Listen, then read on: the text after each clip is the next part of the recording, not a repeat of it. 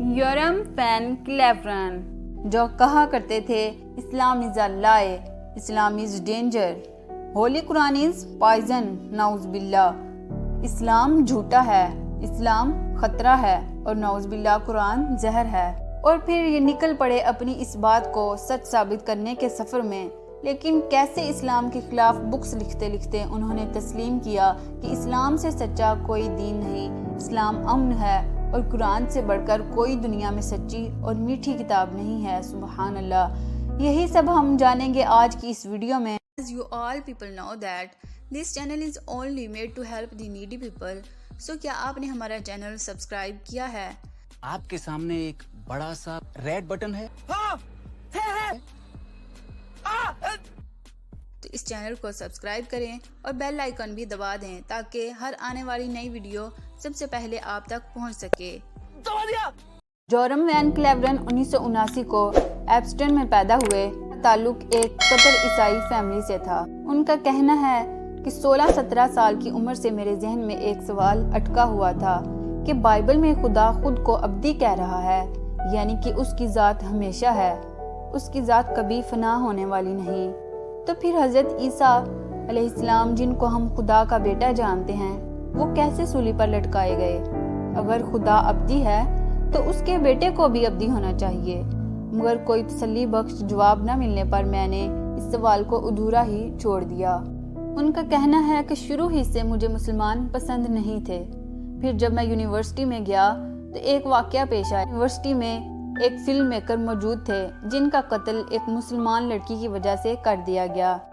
میں نے دل میں عہد کر لیا کہ اب میں سیاست میں حصہ لوں گا اور اسلام کے خلاف ایک کتاب لکھوں گا تاکہ دنیا کو بتا سکوں کہ اسلام اس دنیا کے لیے کتنا خطرناک ہے۔ پھر سیاست میں ایکٹیو ہو گیا اور مسلمانوں کے خلاف کئی اقدام اٹھائے اور بالآخر اسلام کے خلاف کتاب لکھنا شروع کی۔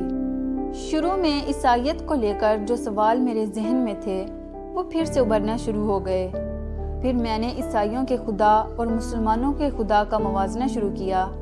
پرانی بائبل میں مجھے خدا کا ایک تصور ملا جسے مسلمانوں میں توحید کہا جاتا ہے، یعنی خدا صرف ایک ہے، وہ بالکل یکتا ہے، اس کی کوئی اولاد نہیں ہے، اور یہ بات مجھے کافی حد تک منطقی۔ پھر میں نے حضرت عیسیٰ علیہ السلام کا ایک قول پڑھا جس میں وہ نجات پانے کے لیے 2 راستے بتا رہے تھے، ایک یہ کہ اس بات کا اقرار کرنا کہ خدا صرف ایک ہے، وہ یکتا ہے، اور دوسرا رشتہ داروں سے صلہ رحمی کرنا۔ پھر کافی مطالعہ کرنے کے بعد خدا کا ایک ہونے کا تصور میرے دل کو چھونے لگا، اور دل ہی دل میں نے اس بات کا اقرار کر لیا کہ ہاں خدا ایک ہے، اس کا تو کوئی بیٹا نہیں۔ پھر مجھے تجسس ہوا میں محمد صلی اللہ علیہ وآلہ وسلم کو نعوذ باللہ دنیا کا سب سے برا انسان مانتا تھا، اور انہیں میں نے جاننا چاہا، تو میں نے کیمبرج یونیورسٹی کے ایک مسلمان پروفیسر شیخ عبدالحکیم مراد سے رابطہ کیا اور ان سے سوال کیے کہ اسلام دہشت گردی کو کیوں پروموٹ کرتا ہے، اس میں عورتوں کو حقوق کیوں نہیں حاصل، اور اسلام میں حضرت عیسیٰ علیہ السلام کو کیوں نہیں جانا جاتا۔ یہ سب سوال میرے عیسائی ذہن کے مطابق تھے، جیسا میں بچپن سے اسلام کے متعلق سنتا آ رہا تھا۔ پروفیسر نے میری بہت مدد کی جوابات حاصل کرنے میں، اور مجھ سے کہا کہ اگر آپ اسلام کے بارے میں جاننا چاہ رہے ہیں تو غیر مسلم کتابوں سے مت جانیں بلکہ مسلمانوں کی کتابیں پڑھیں اور دیکھیں کہ جو سب وہ مانتے ہیں وہ کیوں مانتے ہیں۔ میں باقی کتابیں پڑھتا رہا اور آہستہ آہستہ محمد صلی اللہ علیہ وآلہ وسلم کا باقی نبیوں سے موازنہ کیا تو سوچا ان میں بھی وہ سب باتیں موجود ہیں جو باقی نبیوں میں ہیں، تو ہم ان کو نبی کیوں نہیں مانتے؟ اگر ان کی ایک سے زیادہ بیویاں تھیں تو وہ تو حضرت داؤد، حضرت سلیمان اور حضرت ابراہیم علیہ السلام کی بھی تھیں۔ زیادہ بیویاں ہونے کی بنا پر تو ان کے نبی ہونے کا انکار نہیں کیا جا سکتا نا۔ میں محمد صلی اللہ علیہ وآلہ وسلم کو نعوذ باللہ سب سے برا انسان مانتا تھا۔ پھر آہستہ آہستہ سوچا کہ وہ اتنے بھی برے نہیں تھے، پھر سوچا کہ شاید وہ نبی بھی تھے، اور آخر کار میرے دل نے ان کو نبی تسلیم کر لیا۔ میری اس کہانی میں ٹویسٹ تب آیا جب میں نے ہندا اور نبی صلی اللہ علیہ وآلہ وسلم کا واقعہ پڑھا۔ جیسے ہندا نے حضرت حمزہ علیہ السلام کا قتل کروایا ان کی لاش کی بے حرمتی کی، اور یہ تو محمد صلی اللہ علیہ وسلم کے سب سے پسندیدہ چچا تھے۔ اور پھر جب فتح مکہ کے موقع پر اس عورت ہندہ نے محمد صلی اللہ علیہ وسلم سے معافی مانگی تو آپ صلی اللہ علیہ وسلم نے اسے معاف کر دیا۔ مطلب میرا ذہن دنگ رہ گیا اس بات پر کہ اتنی اعلیٰ ظرف شخصیت صرف لوگوں کو معافی اور صلہ رحمی کا سبق سکھانے کے لیے اپنے سب سے پسندیدہ چچا کے قاتل کو معاف کر دیا، اور یہی کہ اسے جان کی امان بھی دی۔ تو بس محمد صلی اللہ علیہ وسلم کا اخلاق ایک ٹرننگ پوائنٹ تھا میرے لیے۔ جیسے وہ دشمنوں تک سے پیش آتے تھے، یہ سب پڑھ کر میرا ان پر ایمان اور پختہ ہو گیا۔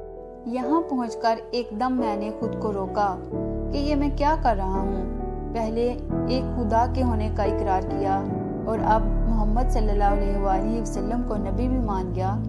مسلمان ہونے کے لیے یہی دو باتیں تو چاہیے ہوتی ہیں جس کو کلمہ کہتے ہیں۔ بس یہ سوچتے ہوئے میں نے کتابوں کو شیلف پر رکھنا چاہا تو بہت سی کتابیں مجھ سے زمین پر گر گئیں۔ ان میں سے ایک کتاب قرآن مجید بھی تھی۔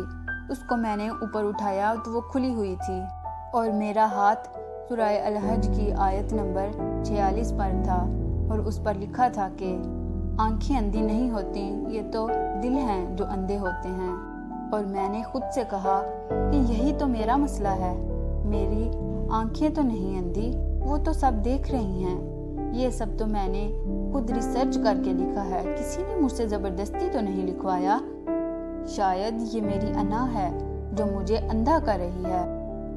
تب میں نے ان سوچوں سے تنگ آ کر خدا سے کہا، چاہے وہ عیسائیوں کا خدا تھا یا مسلمانوں کا، کہ مجھے کوئی نشانی دکھاؤ جس سے مجھے 100% یقین ہو جائے کہ یہ سیدھا رستہ ہے۔ اور میں سو گیا۔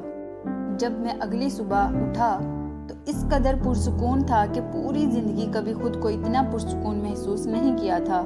میرے ذہن میں اسلام کو لے کر تمام شک و شبہات دور ہو چکے تھے، اور میرے دل نے اس بات کا اقرار کیا کہ ہاں میں مسلمان ہو چکا ہوں۔ مسلمان ہونے کے بعد مجھے سب سے خوبصورت نماز پڑھنا لگتا ہے۔ شروع میں میرے لیے 5 وقت کی نماز پڑھنا دشوار تھا، کیونکہ عیسائی ہونے کے ناطے ہم بہت کم عبادت کرتے ہیں۔ میں نے مسلمانوں کو دیکھا کہ وہ 5 وقت کی نماز پڑھتے ہیں، جس سے وہ خود کو خدا کے زیادہ قریب محسوس کر سکتے ہیں۔ بس مجھے سجدہ کرنا بہت اچھا عمل لگتا ہے۔ مزید انہوں نے کہا کہ اب مجھے اس بات پر پچھتاوا ہوتا ہے کہ جو میں کہا تھا کہ نعوذ باللہ اسلام جھوٹ ہے اور قرآن زہر ہے۔ مسلمان ہونے کے بعد میرا دل اور میری روح پرسکون ہو گئے ہیں۔ میں اب بہت خوش رہتا ہوں۔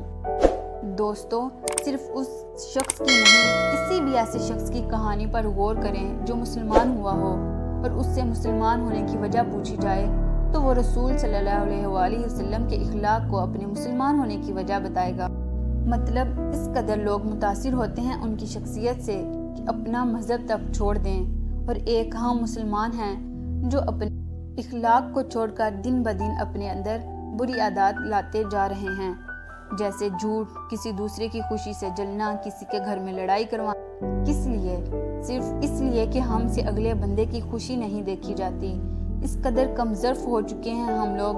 اللہ تعالیٰ ہمارے دلوں میں ایک دوسرے کے لیے رحم پیدا کرے اور اپنے آخری نبی حضرت محمد صلی اللہ علیہ وسلم کی سیرت پر چلنے کی توفیق عطا فرمائے۔ آمین۔ اپنا اور اپنے پیاروں کا خیال رکھیں اور مجھے دعاؤں میں یاد رکھیں۔ ملتے ہیں اگلی ویڈیو میں، تب تک کے لیے اللہ حافظ۔